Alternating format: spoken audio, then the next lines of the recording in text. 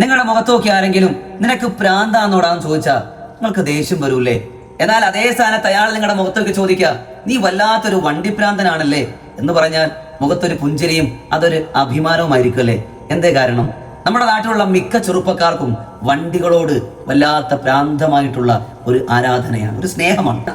ചിലരെല്ലാം അതിന്റെ പേര് നിങ്ങളെ കളിയാക്കാറില്ലേ? ചെറുപ്പക്കാരാ, ബേജാറ് വേണ്ട, അടിപൊളി നേതാക്കന്മാർ നമുക്കതിന് മാതൃകയുണ്ട് പരിശുദ്ധമായ ഇസ്ലാമിൽ. ആരൊക്കെയാണെന്നറിയോ?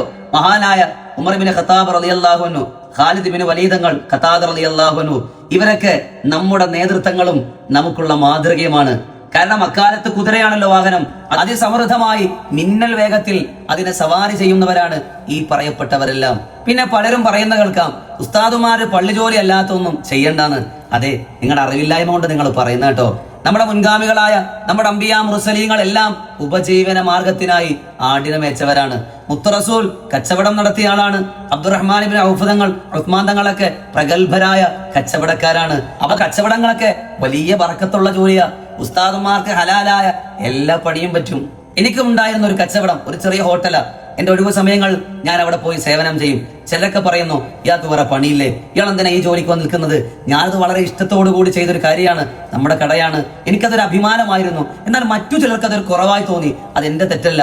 ഉസ്താദുമാർക്ക് എല്ലാവർക്കും ഒരു കച്ചവടം അത്യാവശ്യം തന്നെയാണ്. ഈ അടുത്താണ് ഒരു പള്ളിയിൽ നിന്ന് ഒരു ഉസ്താദിനെ പിരിച്ചുവിട്ട സമയത്ത് നിറ കണ്ണുകളുമായി അദ്ദേഹം പടിയിറങ്ങേണ്ടി വന്നത്. അദ്ദേഹം അവസാനമായ ഒരു വാക്ക് കൂട്ടിച്ചേർത്തിട്ടുണ്ട്, എന്റെ മക്കൾ ചിലപ്പോൾ പട്ടിണിയാകുമെന്ന്. അങ്ങനെ ആകാതിരിക്കാൻ നമുക്കെല്ലാവർക്കും ദീനീ പ്രബോധനത്തിന്റെ കൂടെ തന്നെ മാന്യമായിട്ടുള്ള ഒരു മറ്റു ജോലിയും കൂടെ വേണം. അതെന്തിനാണെന്നറിയോ? നമ്മുടെ മക്കൾ പട്ടിണിയാകാതിരിക്കാനും നമ്മുടെ കുടുംബത്തിന്റെ സുരക്ഷയ്ക്കും അഭിമാനമുള്ള ജീവിതത്തിനും. നമ്മൾ ഒരുങ്ങുന്ന പോലെ അതിരുവിടാത്ത കോലത്തിൽ ഒരല്പമൊക്കെ വണ്ടിയിൽ മോഡിഫൈ ചെയ്യുന്നത് കാണാൻ വല്ലാത്തൊരു മൊഞ്ച. എന്തായാലും കാത്തിരിക്കാം, പുതിയ സർക്കാരല്ലേ, അവരുടെ വാഗ്ദാനം പാലിക്കുമോ എന്ന്.